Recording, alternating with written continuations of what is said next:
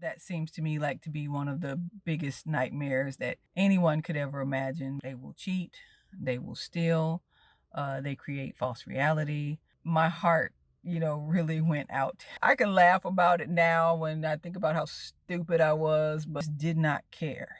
His needs just always came first. And we noted it as the suicide mission. The fact that he could use me. We say, I don't care. There was so many red flags that I just did not see. Hi everyone, this is End Times Narc Nation. I'm Angela Michelle, and thanks for tuning in.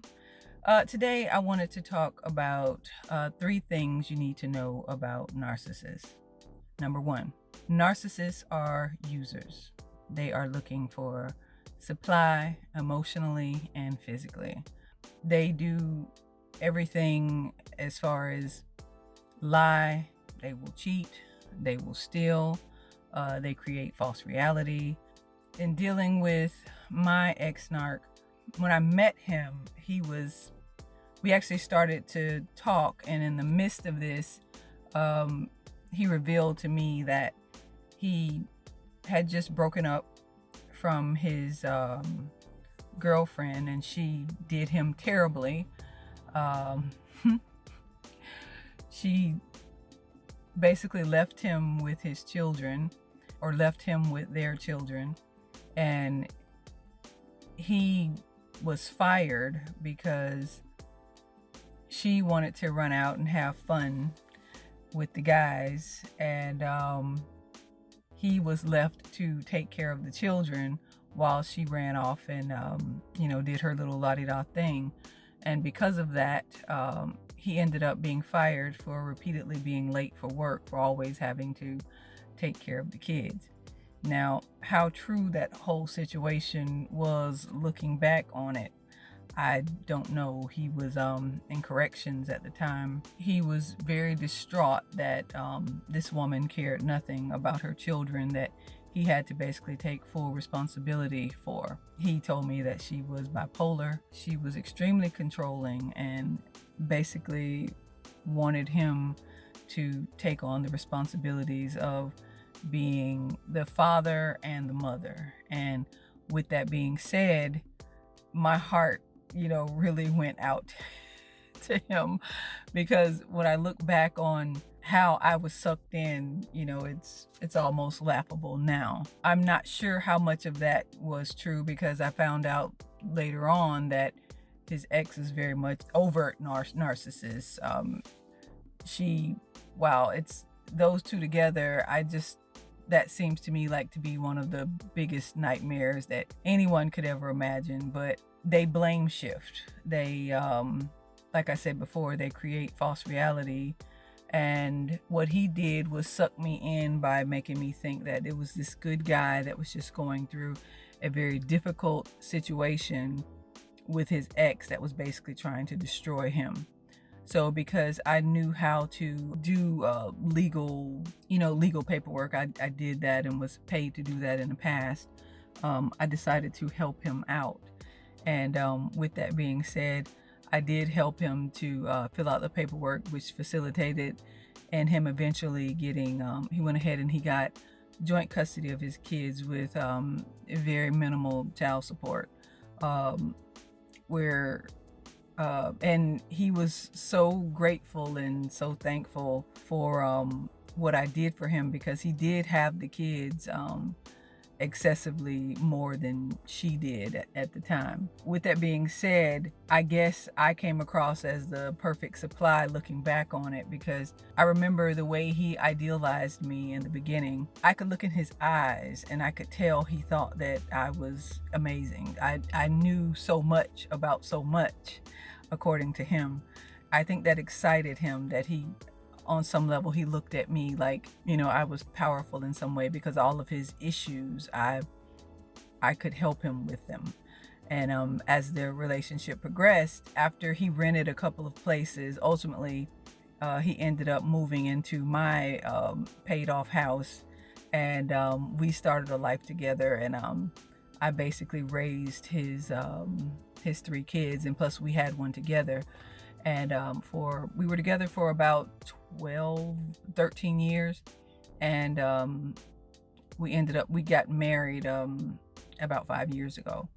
So with that being said, yeah, I was the ultimate supply, because I really not only supported him as far as what he wanted to do with his life, because his goal was to always be a firefighter. He talked about that once, and when I look back on it, I think about the red flags that I didn't know were red flags back then.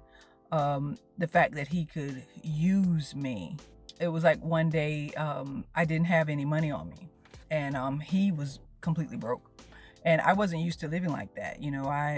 I was good, but it was for some reason, I don't know if I was waiting for a new card from the bank, I'm not sure, but all I had was a bunch of quarters on me one day, and he needed to ride down to another city, which was about 2 hours away, so that he could drop off an application for a fire department that he was a fire school that he was interested in starting. He told me he would give me gas money. So we head up there, and we get about, I don't know, maybe 30 miles out, and I say, okay, well, I'm getting kind of low on gas, we need to stop. And then that's when he reveals to me he doesn't have any money. And I was flipping out. So I'm like, what do you mean you don't have any money? I literally told you that I'm waiting for, my card to get here. It should be here by tomorrow, the next day. And I just didn't have any money on me at the time. And this guy literally tricked me into taking him somewhere, and I had zero money. I had quarters. And so what ended up happening, I had about, I think it was $20 worth of quarters in my purse, because when I would go shopping and stuff, I would just dump the change in my purse. So as we went through toll roads and everything, I ended up spending my money on gas and tolls to get to where we needed to go, as far as his little escapade for dropping off this application for firefighting. I was fussing, and I was so angry, and he had this real solemn face. It didn't really affect him in that way. Like he didn't act mad, and he didn't act sad. I remember him saying a couple of times, I'm kind of overreacting a little bit because it's not that serious. He kept saying, we can do it. It's not a big deal. We can do it. And so when it got to the point when we spent all of the quarters, then we literally had to resort to spending the dimes. And all of my money was, all of the change that I had in my purse was basically spent on what I called a suicide mission at the time, because I could not believe that he would trick me into taking him somewhere with no money. And so when we got back, we did get back, and we literally drove to his house at the time with zero, like we were driving on fumes. That's how bad it was. And he laughs about it, and he actually got me to the point where I started laughing, and we noted it as the suicide mission. He was very cute about it and laughed it off, to the point where, I was just kind of being, kind of a stick in the mud, live a little, and sometimes you have to live dangerously to have fun, basically, is how he made it. And for some stupid reason, I didn't look at that as a red flag that this man is dishonest. I look at it like he was being cute. I mean, when I look back on it, it was just so stupid that I couldn't believe it. And there was another situation where he couldn't pay his light bill. And since I knew all kind of things that he could do, to come get short-term, help, I would take him to all these different programs where they could help him, because at this time he had just gotten fired. Like right after we started talking, he was fired from his job. And so I wanted to be the good person and help him out. I didn't just want to, break it off with him, and we had just started seeing each other. I looked at it like, well, I can help him, what's the big deal? And but yeah, I should have looked at it like a red flag, but stupidly I did not. I helped him to help him get his light bill paid from these different organizations.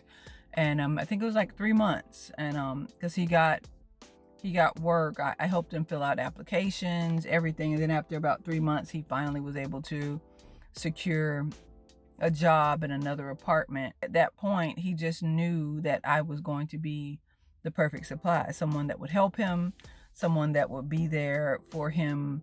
And I guess he fell in love with that, because hindsight being 2020, it wasn't me. He fell in love with my know-how, the things that, I was able to help him with, if you will. And I misconstrued that into thinking that he cared about me. And I can laugh about it now when I think about how stupid I was, but hey, you live and you learn. Number 2, there is no fairness. For years, for literally 13 years. I remember, because we went through these cycles of, now I look back on them and I recognize them to be idealization and devaluation that would happen back and forth. And I didn't know what was going on at the time. What I thought was happening is that they were misunderstandings, because how can an intelligent person, because he was a smart guy, how can an intelligent person be this, he didn't understand certain things, or that's how I took it. I didn't realize that it wasn't that he didn't understand, he just did not care. He could not have given a flying happy. And that's a old term that my grandmother used to use, a flying happy. But yeah, he didn't care.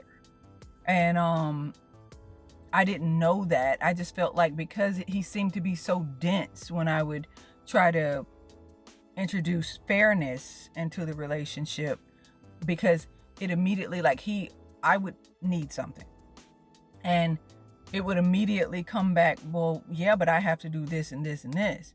And when I would say, well, what does that matter? I've already said that, I told you 2 weeks before that this and this needed to happen.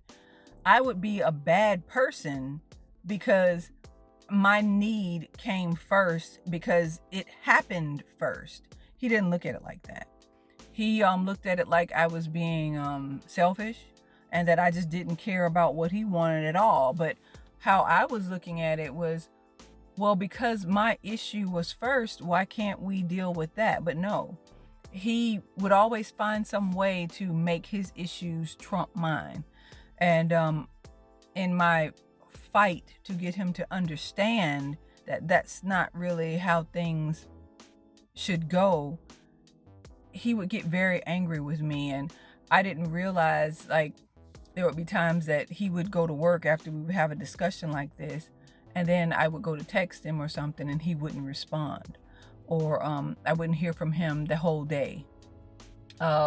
He would leave at 7 o'clock in the morning, and I wouldn't hear from him again until about 9 o'clock at night.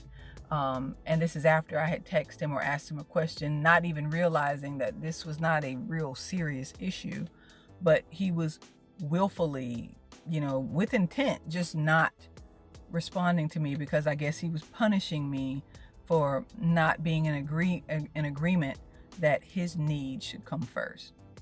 It was very bothersome. I remember when he got ready to start fire school, another instance, I was working on the house at the time, remodeling, because I was using some of my settlement money to do some things on the house. And we found out that he had some old debt from student loans from when he was in college. And apparently he had some loans that were in default. And in order for him to start school, those had to be rectified. Sure, of course, even though we're getting ready to move forward and there are things that need to be bought and paid for the house, I had to put that on hold, because he wanted to start school, and I had to be the one to pay off his student loans. And that was just what it was. And I remember being frustrated about it, because I'm like, well, but this was already planned, and now I'm having to put back the things that I want to do, because this absolute thing that he has to do, it has to come first. I remember one time he even went to bringing up God in this situation, because he made reference to God spoke to him and told him that it was time for him to start school. So I needed to put this thing aside, because the house will always be there. And I needed to, pay this money so that he could start school. And so I did, and everything ended up working itself out. But the point is, it was just the fact that his needs just always came first, and it didn't start off that way, and it didn't appear to be. It was more like, the manipulation, the way he would talk to me in this way, like, well, don't you care about me? I need this. I'm doing this for our future, and I want you to, be at home with the kids, because you've been a good influence on them. Because when I first got to know him, one of his daughters suffered from, actually two of them suffered from ADHD, and he really didn't understand how to work with the children. They would just run all over the place, and we're talking like 2 and 3 year olds. And they were so hyperactive, and attention spans just very short. And he was like, well, I don't know what to do. And so what I did is I showed him a technique of where you have to start teaching the children that you take about 5 minutes of your day, or maybe 10 minutes, and you take that child and you sit them down and you require them to stay in that spot for at least 5 minutes. If they get up, you pick them up without any emotion, a lot of emotion. You take them and you sit them down, and they have to stay sitting there for 5 to 10 minutes. And you steadily increase this as they get better at it. And when he started to see that method worked, he thought that was amazing. And again, I could see that look in his eyes where he would think that I was like this amazing girl that taught him things about his kids, because he didn't understand what to do, how to stop that. And so then when we went out in public, they would understand that there is a time and a place. Like I said, it didn't matter, because as much as he idealized me in that moment, if he needed something, if he wanted something, it always was a wash. It would always come back to a situation where, well, I need this. So with that being said, I always felt like I was getting the short end of the stick, because his needs would ultimately always come first. One of the things that I noticed as the relationship started to progress was, when I guess this is more like when we got in the devalue stage, like within this last 6 months to a year, where it was really to the breaking point where it's not going back and forth anymore. This is at the end where it was mostly staying in the devaluation stage. We would be arguing about something, and I would be trying to once again fight for my rights of something. Like, you don't have the right to do this. I need you to hear me. You're talking, you're looking at your phone, you're texting while I'm trying to have a conversation with you. I need you to be here. I need you to be present. This man would tell me so many times, I don't care. I don't care about what you're saying. I don't care. And I used to actually take it. I didn't believe him when he was telling me that he didn't care. I just thought that he was looking at it like he thought that I was being argumentative. But I was just trying to get him to understand, I'm not trying to argue with you. I keep bringing the issue up because it's never resolved. And he would always he would do this to his forehead, and he would say, I don't care. And I would continue to eventually either continue to fight for my rights until extinction, meaning eventually I would just talk and talk and talk, and he would completely stonewall me, and to the point where I just finished saying what I was going to have to say, and he would just be up there tinkering on his phone and basically, responding zero. He would not respond, and then at that point he would continue to ignore me for either the rest of the night or until the next day, where later on when he got to work, he would shoot me a text message as if nothing happened. And it was usually hey, how's it going? That's how I knew that the next day was started, and he's talking to me now, but the situation would never be resolved. He never brought it up, and it was, hey, how you doing? Let's start the new day. And that's what it is. If I ever brought it up, if I ever tried to go back to the issue that was bothering me, it was always huff and puff, and all you want to do is argue. And so with that being said, he would just basically stonewall me into non-existence. It got to a point where I just didn't matter. My feelings, fairness didn't matter. Number 3, the truth would always change depending on how my ex-narc felt. His feelings basically dominated everything. Even though he would blame that on me, he would say that I let my feelings control me. But it couldn't be further from the truth. I'm trying to deal in reality here about this situation that is clearly not resolved. And when people tell you that narcissists don't apologize, that's not true. He really didn't apologize much, but I can remember throughout about 13 years that we were together, he apologized a good 8-10 times. I could honestly say he apologized about 8 to 10 times. Now, he really didn't mean it, because it never manifested itself into a continued something that was continual. But I just would notice, like, the one time when I remember we went to this place in I believe it was Kissimmee, and we had this big family function. One of my sisters had invited the whole family to have like this family get together, and so we rented a suite at this resort. And my narc at the time, he got really drunk, and he just embarrassed me and the family so bad.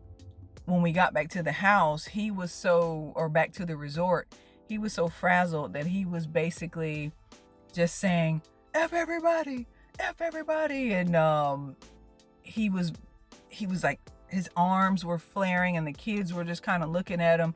And it wasn't that he was talking to the group, but he wasn't really focusing on one individual person.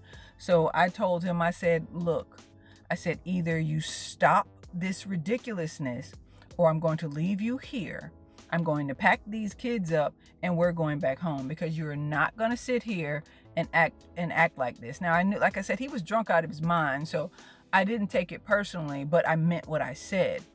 And he believed it, because in that moment, he just went to our room.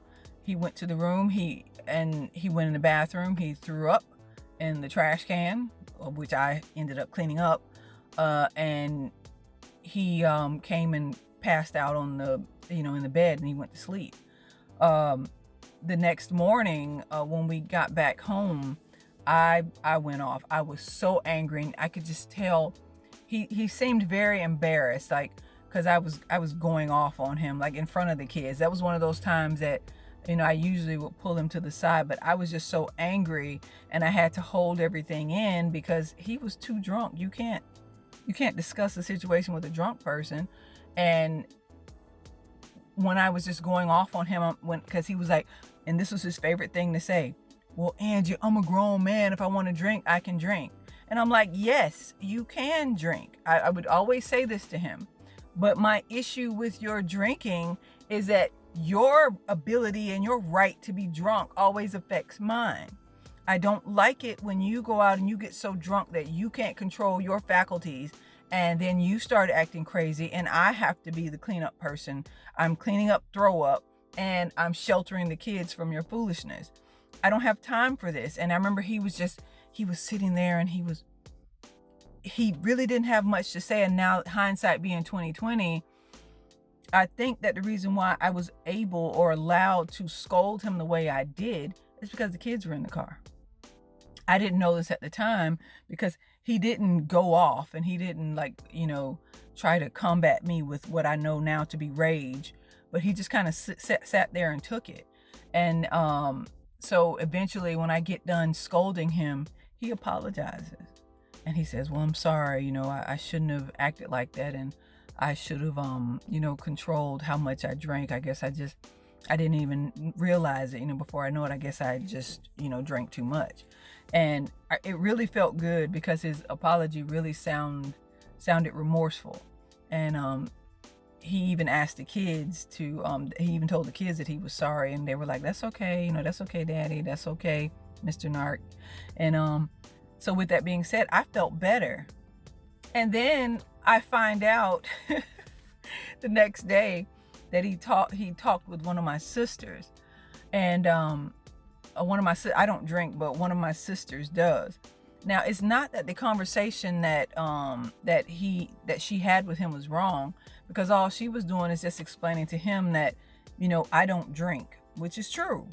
And so Angela really takes offense to this kind of thing, because she doesn't want to, have to deal with a drunk person. And, you got to know how much you can handle. I'm guessing it was something to that effect from the way, because I heard the story from him and from her. And so what I took from it is she was kind of trying to tell him, to not be upset at the fact that Angela was upset, but just understand the fact that she doesn't drink. And so how he took it was that I just didn't know any better, because since I'm not a drinker, that I don't understand the fun behind drinking, and I don't understand that, it doesn't mean that you're an alcoholic or anything because you go off and get drunk. It's just something that you do for fun. And I'm shocked because when he comes back to me and he starts expressing himself, the apology, the way that he sounded before when he was so sorry, that was pretty much gone. It wasn't a situation anymore where he was sorry. He was sorry for me that I didn't understand. That's what it became. And I remember being so angry and trying to go back and forth with him about the issue. But ultimately it was just like, oh, poor little Angie, you're not a drinker, so you don't get it. But we drinkers, we get it. Now, I'm sure that my sister did not mean it the way that he took it, but his apology was gone. His mood had changed. Therefore, his ideal, the representation of the way he presented himself was just what it was. And I was just being too hard on him, and I needed to lighten up. And looking back on that, there was so many red flags that I just did not see. And with that being said, we need to, I wish I had known, because if I had known, this relationship would not have gone on as long as it did. I really loved and cared for the man that I thought he was. And to kind of know that I was dealing with a covert narcissist,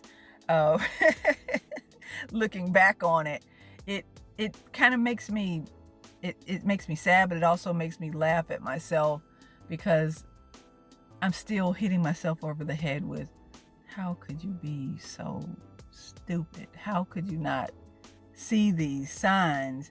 And I don't know. I just, I kick myself every day, because I know everything happens for a reason. And I feel like maybe a lot of it had to do with the fact that I'm reaching out to people now, but I want you all to understand that there are definite red flags if you're paying attention to them. If we stop putting our pathology off on them, just like they do to us, and we see it for what it is, and not looking at it through our own eyes and saying we make excuses for their behavior. And I noticed, looking back, that's a lot of what I did. And that's why I wanted to give you these 3 things that you needed to know about covert narcissists, because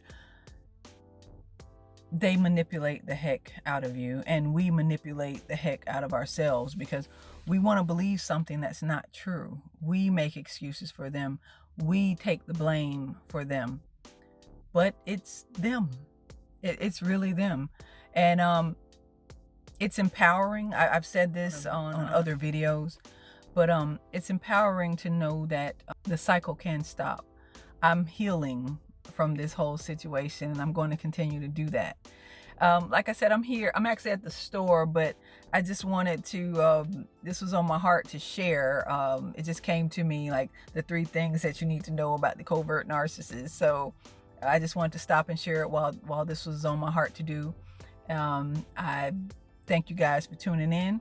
There'll be more videos where I will get more in depth about things that happen and things that are going on right now, about me and my narc and other family members that, you know, discovered had some narcissistic traits going on. But yeah, I want to thank you guys for once again joining in to End Time Narc Nation. Once again, I'm Angela Michelle, and you guys have a great day. Peace.